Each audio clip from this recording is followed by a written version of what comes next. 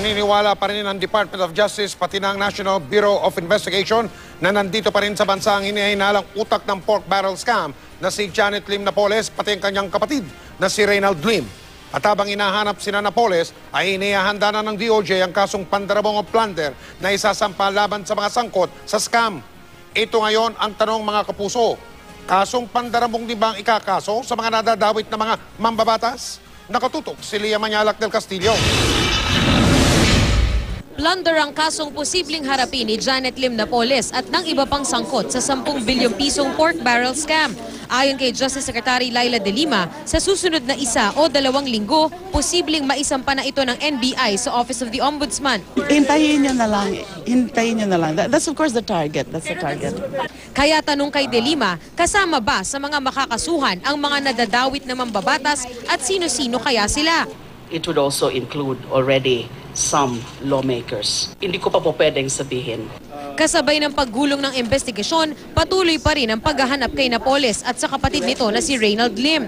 Tiwala silang hindi pa nakakalabas ng bansa sina Napoles, pero hindi rin daw madali ang paghahanap, lalo't dating sundalo ang asawa ni Napoles. Wala kaming info na sinasabi na nakalabas na si Mrs. Napoles and the brother.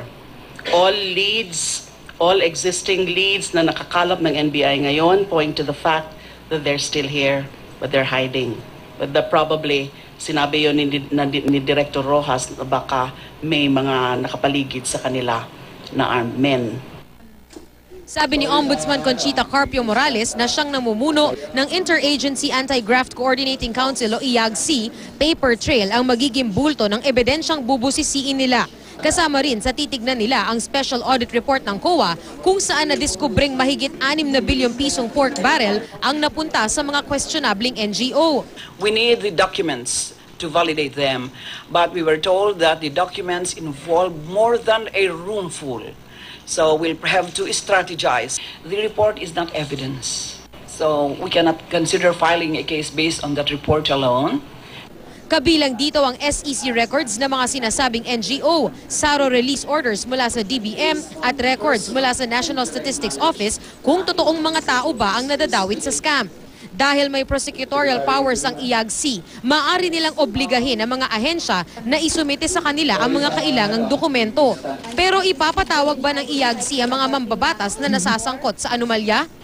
The fact-finding investigators are not compelled or are not obliged to summon the would-be respondents. The actual level that talagang kailangan sila at pasasagutin sila to have their day in court, as mentioned by the Honorable Ombudsman, is during the preliminary investigation.